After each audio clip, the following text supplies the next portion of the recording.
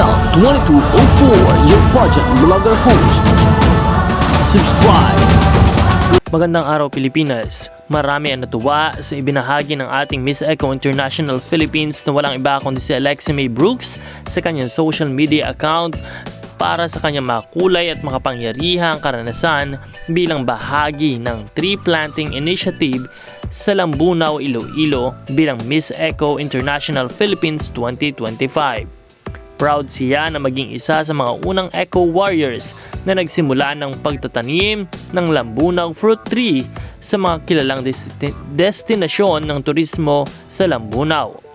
Ayon sa kanya, ang Lambunaw tree ay isang simbolo ng tibay at lakas na dumadaan sa mga bagyo at panahon.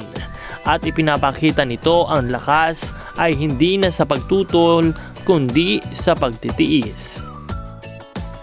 Bilang bahagi ng kanyang misyon, binigyan diin ni Alexi na bawat puno na itinatanim ay hakbang tungo sa isang mas luntian at mas malusog na bukas. Sa kanyang post, nagpapasalamat siya sa mga sumusuporta at nag-organisa ng nasabing proyekto tulad ng lokal na opisyal, mga lider ng paaralan at iba pang miyembro ng komunidad.